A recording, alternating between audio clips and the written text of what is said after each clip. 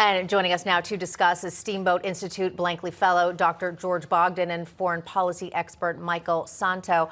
Great to have you both with us here. Dr. Bogdan, I'm going to start with you here. What are you anticipating will come out of this meeting? My understanding is that a lot of the China-America meetings are sort of pre-hashed out, pre-scripted, and there's not a lot of negotiation during the actual meetings. Right. I think you're absolutely hitting the nail on the head, Katrina, that much of what we're going to see today is a bit of pageantry. I will mention as well, there's a concern in Washington that even if there are agreements, as you mentioned in the introduction, about fentanyl or, the reestablishment of military-to-military communication, that they won't be underlined by a real strategy. And so I would highlight for your listeners and for your watchers that President Trump actually undertook an agreement on fentanyl with Xi, and of course that was never enforced. So those are the kinds of issues that I think are going to be at the forefront of those of us who are paying close attention today. Michael, to get this meeting here with President Xi, do you think President Biden had to already make some type of economic concessions to get him in? And then when you talk about fentanyl, almost like a Chinese-made problem that they're using now as a pawn to pull some strings here so they can get something, creating a problem in our country to do so. What do you think about that? I think the U.S. and China, and I think the respective leaders had their own interests to do the deals. Biden's going into the presidential election. It's healthy to see the two leaders together. Hopefully gives the Chinese society a sense that we're not in conflict.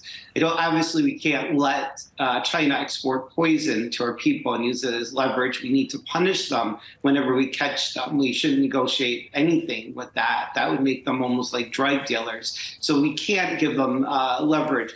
I don't think there was major concessions. I think both leaders, both countries have a lot to gain symbolically from this, but I think that the Chinese have been increasingly behaving poorly over the last 10 years, and we need to show them strength, but real strength, that you can't do in a meeting per se. Dr. Bogdan, also, as you said, a lot of pageantry today, so everything will seem normalized and as everybody's getting along swimmingly. But one of those potentially negotiated items is AI. Biden and Xi reportedly want to sign a deal to keep AI out of control systems for nuclear weapons, which certainly sounds like a great idea. But you have to question China's motives or their follow through, considering they are so close to Iran, who is very close to having a nuclear weapon.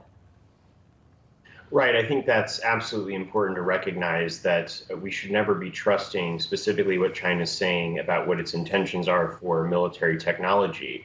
I think that really, as China entered into its big negotiations with the United States over arms control that occurred just at the beginning of this month, it simultaneously undertook a meeting with Russia's government in which they spoke about the need for collaboration and cooperation of their militaries. And this is as Russia is continuing to foment chaos in the international system. So these tertiary agreements that they're coming to regarding AI and its connection to nuclear weapons, of course, sound good, but we need to see follow through from Beijing before we conclude that real progress has been made. Yeah, great point there, Dr. Bogdan and Michael Szanto. We've been discussing throughout the show already that China is known for making empty promises for benefits that the U.S. gives them immediately. So we'll see how things develop after this meeting. Thanks so much for your insights. We appreciate it. Thank you. You're welcome.